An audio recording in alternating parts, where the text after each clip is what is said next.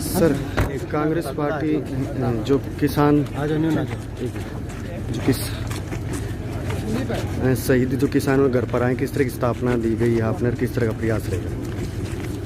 तो आज हम सभी जो 207 जो अभी तक किसानों ने अपनी जान कुर्बान करी है, हम उन सभी किसान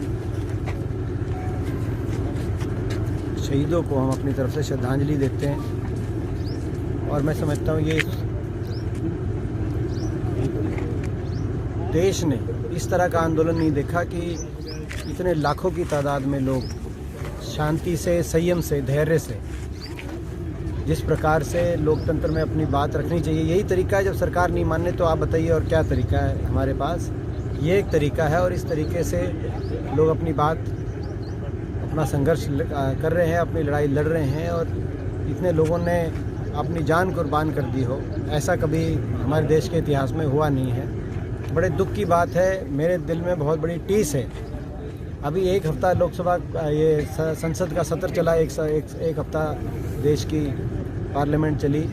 मैं लगातार इस बात में सरकार के आगे मैं कहता रहा कि कम से कम जो ये शहीद है, जिन्होंने अपनी जान अपनी कुर्बान करी है संघर्ष में, कम से कम इनके प्रति सहानुभूति के 2 शब्द ही कोई मंत्री कह दे, कुछ ना कुछ मदद हो जाए इन परिवारों की। मगर कहीं ना कहीं जो सत्ता दल का जो रवैया रहा वो बहुत निराशाजनक रहा। केवल मांग को नकारने से भी वो आगे बढ़ते हुए उसका बारी बारी मजाक उड़ाते रहे उस बात का। तो ये मेरे को मैं समझता हूँ दिल में टीस है।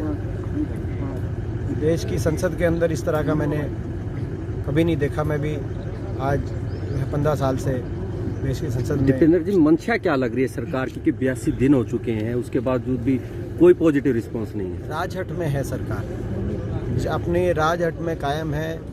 कहीं ना कहीं ये जिद जो है ये अहंकार से जिद आई है। आपने देखा होगा जो कृषि मंत्री, जो हरियाणा कृषि मंत्री, वो जो हंसी थी वो अहंकार की हंसी थी। और मैं ये कहना चाहता हूँ सरकार को कि ये जो हंसी है, लोग ऐसे मैं आपको एक मैं बताऊँ आपको। बड़ौदा का एक गांव है अजय कुंडू, उनकी वाइफ पढ़ी लिखी नहीं, 3 लड़कियां स्कूल में हैं, उनका यूँ नहीं पता भाई पढ़ाई लिखाई क्यों कर होगी, आगे कैसे क्या शादी होगी। कल मैं गया गुडा गांव झज्जर के करमवीर थे जो थे, उनके दादा भी फौज में, उनके फादर भी फौज में, और उसका करमवीर का लड़का भी फौज में। आप ऐसे लोगों को देशद्रोही बता रहे हैं और वो लगातार धरने पे जाता था। वो मतलब आप समझ गए, मतलब 4 पीढ़ी में से 3 पीढ़ी फौज में वो किसान था करमवीर। दादा फौज में, उसके फादर फौज में, और लड़का अभी भी फौज में है उसके, गुडा गांव करमवीर। तो ऐसे परिवारों ने अपनी जान कुर्बान करी है और उनका यूं मजाक उड़ाना जैसे कृषि मंत्री ने उड़ाया, हमारे हरियाणा कृषि मंत्री ने, पूरा देश शर्मसार। ये हरियाणा तो की पहचान कृषि प्रधान प्रदेश से होती थी और यहाँ के कृषि मंत्री हमारे किसानों पे मजाक उड़ाए। उनको तो 1 मिनट भी मैं समझता हूँ बने रहने का अधिकार नहीं है। जो उन्होंने जिस तरीके से बात करी है, बहुत दिल में ठेस पहुँची है हमारे। और ये जो हंसी है, ये अहंकार की हंसी है, ये भाजपा को बहुत महंगी पड़ेगी हंसी, और ये अहंकार कभी ना कभी चकनाचूर होगा।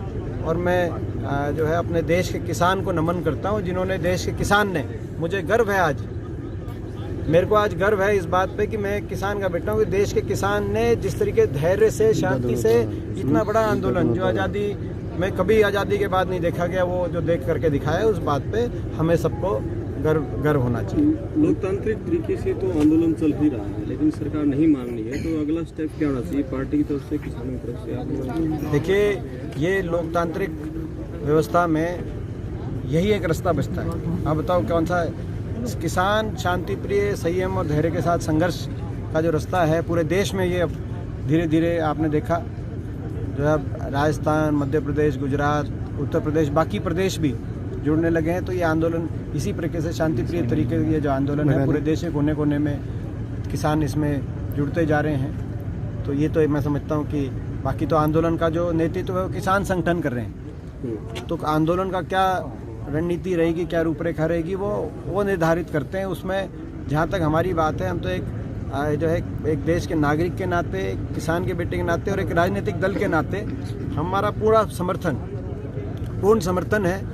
और अपनी जहाँ तक हमारी परिस्थिति है, जो भी कोई प्लेटफॉर्म हमारे पास उपलब्ध है, उनके माध्यम से हम पूरी तरीके से किसान आंदोलन के साथ हैं, किसान भाइयों के साथ हैं, संसद से लेकर और सड़क तक। और जो ये किसान परिवार हैं, इनको भी जैसे हुड्डा साहब के नेतृत्व में CLP ने, विधायक दल ने खुद अपने जेब से जितने भी परिवार हैं, जितने भी किसानों की जाने गई हैं, सबको 2-2 लाख की जो है मदद करने की चाहे बात हो, चाहे अब अविश्वास प्रस्ताव लाने की बात हो। अब जो अगली बात हमारा जो कदम है, राजनीतिक कदम, वो अविश्वास प्रस्ताव लाना है। अविश्वास प्रस्ताव इसीलिए हम लाना चाहते हैं ताकि, क्योंकि ये जनता में विश्वास खो चुकी है सरकार।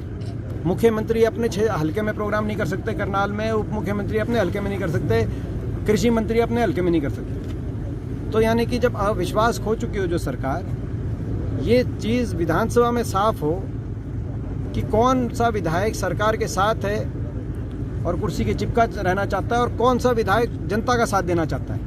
ये बात साफ निर्दलीय या JJP के कुछ विधायकों ने भी समर्थन की बात की।